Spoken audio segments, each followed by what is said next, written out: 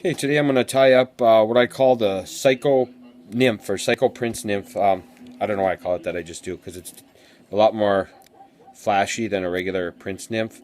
So you can see here I've got one that's done. The materials that you'll need for this fly are your bead, of course. Then you'll need your hook. You could tie it anywhere from size 10 to 18, 20 if you wanted to. You need black goose biots, white goose biots, chartreuse crystal flash, chartreuse ultra wire, small or medium. Actually, medium works better, but I don't have any. I just have small, so I'm just using small. White goose biots, and then you need ice dub, pearl ice dub.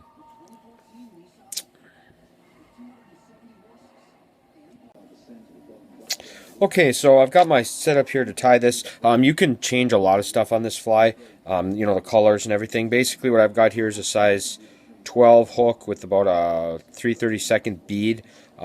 Actually, I didn't have any black, so I just used a Sharpie and made the head black. But you can do it. Sometimes I'll put like a chartreuse bead on there, or whatever to give it a little bit, get that hot spot on the top, which the fish like. So, first thing you want to do is just tie in your base.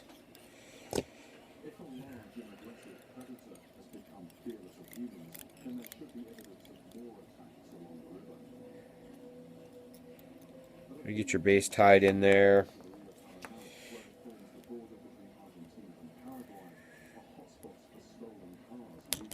You can just pull that off. Sometimes you can pull those. You don't need to cut them with a scissor on a lot of that stuff. So we got that on there. So the first thing that we're going to do with this fly is we're going to put a little bit of dubbing on the back side of the backside, or the bottom part of the fly, I guess you'd say.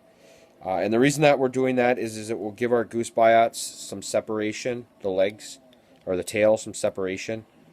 So what we'll do is we'll just I put that wax on too quick. You can see I'm just putting a little wax on here. Work it in. So this peacock dubbing really shines. I like it. I think it's probably one of the best dubbing out there. So, and we're not putting a lot on here. We're just putting enough on to get some separation in our legs or tail. So just get that up there.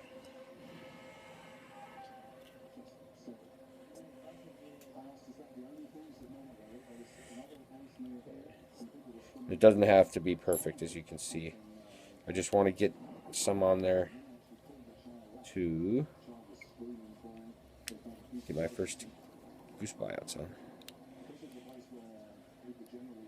That's perfect.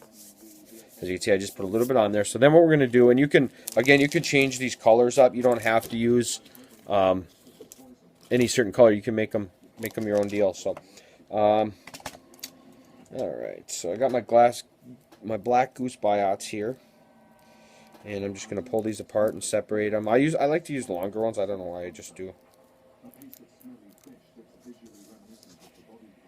Just trim them off here at the. So you got my two goose biots. Just trim them off. Boop. I'm going to turn the camera a little bit there so you can see what I'm kind of doing.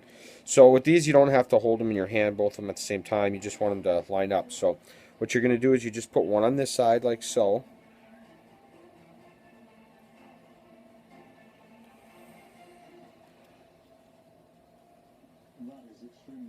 Okay.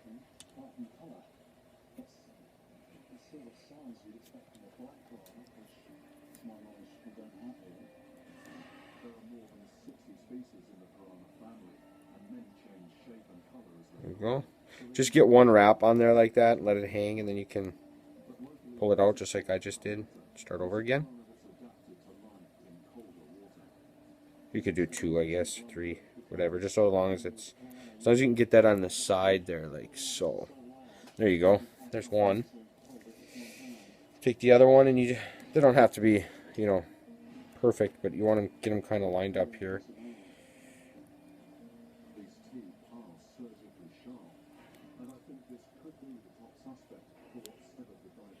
There.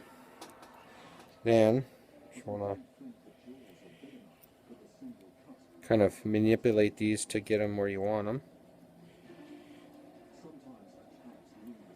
There you go. And I like to hold it by the tail here when I lock it down so they don't move like that. And you could still kind of get them. You can still kind of get them to move a little bit. You just don't want to pull out directly on them. All right. There. So there you can see I've got the goose buyouts on. So you just, manipulate them till you can get them where you want them and then finish it off. All right, the next thing that I'm going to put on is my ultra wire. Again, you can use any kind of ultra wire. You can use gold, copper, endless. In this case, I'm using chartreuse small. I'd rather use chartreuse medium just because it gives that body a lot more segmentation. What you want to do is tie this in about 4/5 of the way up the hook. And lock it down. Bring that back to about where your goose buyouts were tied in. There we go. All right, next step is to put on our dubbing. So I'm looking for my wax. Here it is. Nope. Where the heck did my wax go? There it is. Okay. And this dubbing, like when you do this part, you really don't need to be scientific. It's a matter of getting it on there and get the wraps up towards the front. Oh, good thing I didn't put them on. I forgot one step. our back that we need to install. So, good thing I remembered. What you need to install that is pheasant tail. Natural pheasant tail. What you're going to want to get is, I don't know, I use like 10 strands. It just depends on how wide you want it. Just pull them apart here. Like so, you can see them there. Can you see that? Let me get up there. There you go. See how you grab those and pull them? And then you want to cut them off right at that stem. Right there at the stem. And actually, I want a couple more strands here. So I would say anywhere from 8 to 10 strands would be sufficient. You can do it whatever you like with those. As far as how many you use, you could use 4 strands if you wanted. I just like it because the more strands that I use, the better the back turns out. So, or seems to turn out. So you can see here, so I've got those in. Now what you want to do, and this is kind of opposite of what you do with a lot of stuff with the pheasant tail, is you just want to keep these in your hand like so. Like so, get them straightened out there. You don't want them overlapping.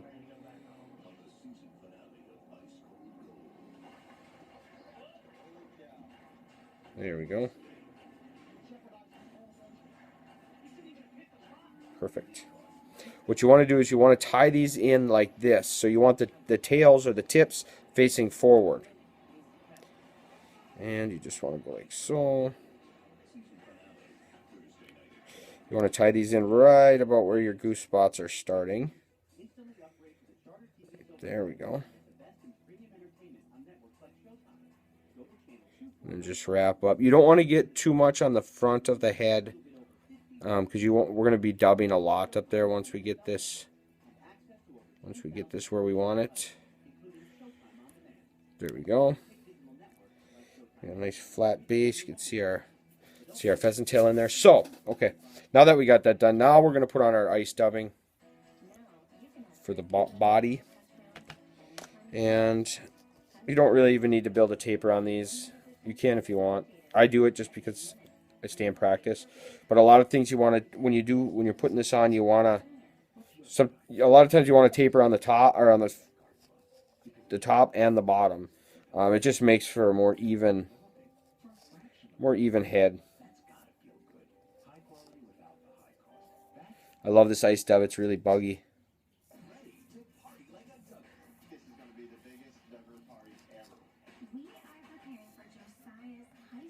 I'm going to put a little bit more on there. Might have too much, might have to take some off, but you can see at the top here I've got that taper down to nothing. It's not just doesn't just start out. So keep that in mind. So to get it on there, we're gonna Wrap, starting at the back. Like so. It's hard to wrap with I got this camera sitting here. I'm used to having a lot more room. There we go. So you're going to want to come up to right about, oh, you want to leave some room there. That's plenty right there. Just like that. That might even be a little bit too much. There we go. So I actually put a little bit too much on, which I can just pull off of there. There you go. So now that we got that on there, we're just going to put a couple wraps there to tighten it up. Now, the next thing you want to do is you want to take this pheasant tail, and you want to put this down along the top. And this is where you want it to be flat. Like so. Get your nice back. There we go. Now you might want to cheat this a little bit because when you wrap the chartreuse, it might want to pull that a little bit. So get it in there. So there, I got that done. So you just want to cut the butt end off. You don't even have to cut those. A lot of times they'll just break right off. All right. Now we got that in there. So next thing we're going to do is we're going to wrap our chartreuse. So just start and take and make even wraps.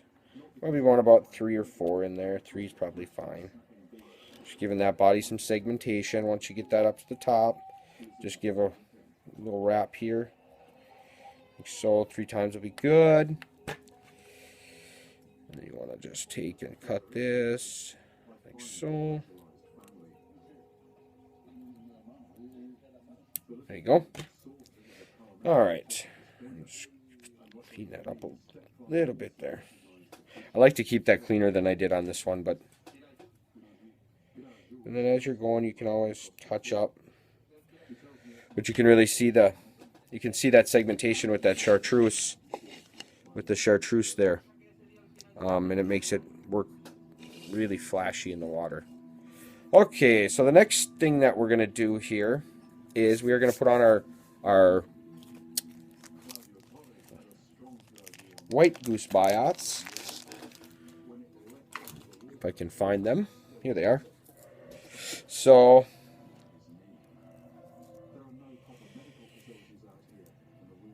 again, what you want to do is just get 2 that are the same. They're all pretty much the same. I mean, close enough for this type of fly anyway. So just take your 2 goose biots, pop those off of there. And again, this fly is nice because you don't have to hold them simultaneously. You can just do one at a time. So what you do is just take this and set it on this. You want these on the sides. I don't want that long.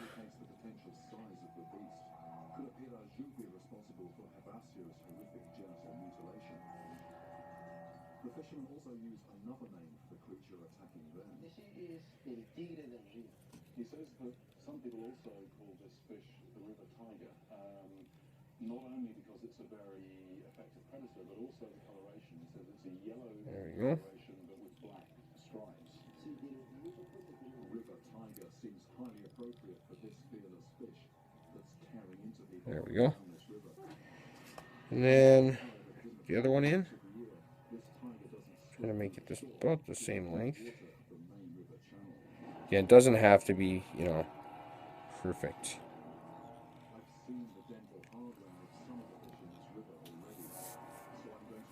All right, so I cut this off.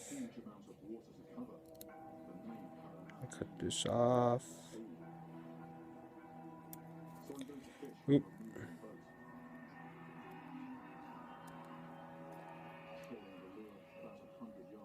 There we go. And they don't have to be perfect because you're going to cover them up. So the next thing that we're going to do is we're going to tie in our wings. So, and what that is just this chartreuse crystal flash. So what you want to do is just grab a clump of it. Again, there's not an exact science. I mean, however, I'm going to grab about that much of it. I'm going to cut it off. So you can see I've got it in my hand here. What you want to do is just put this on the top. Oop.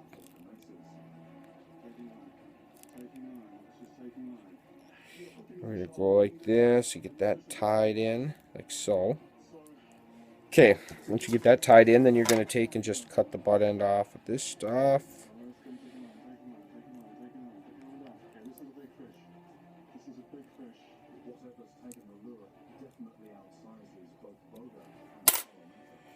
Alright, so we want to those tied in. You don't have to make it perfect because we're not done dubbing yet.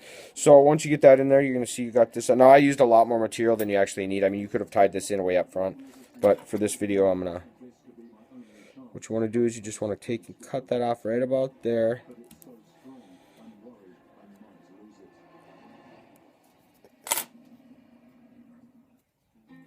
So there you got your flashback on there, your wing case material. So now that we got that done, the next step is to just simply finish it off with our pearl ice dub. So build it up here.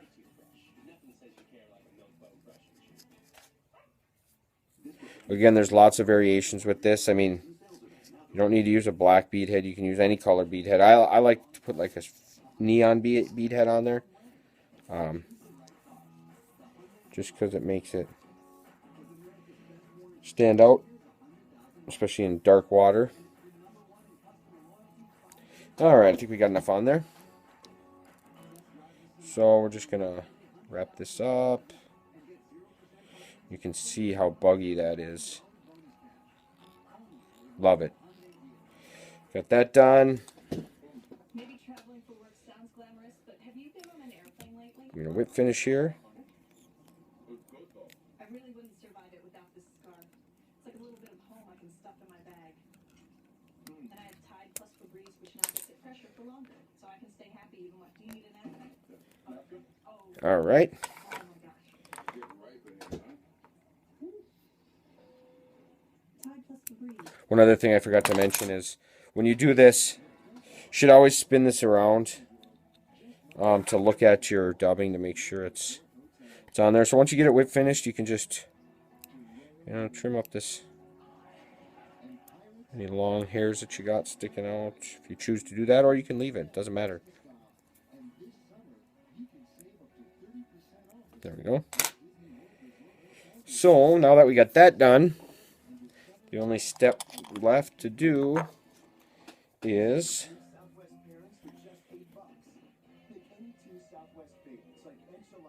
put a drop of head cement on there, and that's it. So that's your Psycho Prince Nymph or Psycho Nymph, and it works really well when the fish are aggressive because it's got all the flash to it, and it's got the nice white legs on the side, and then of course the black tail helps out a lot. So that's good. And then, like I said, I just used this marker. Touch that up a little. Make sure everything else looks good. There you go. And that's ready to go fishing.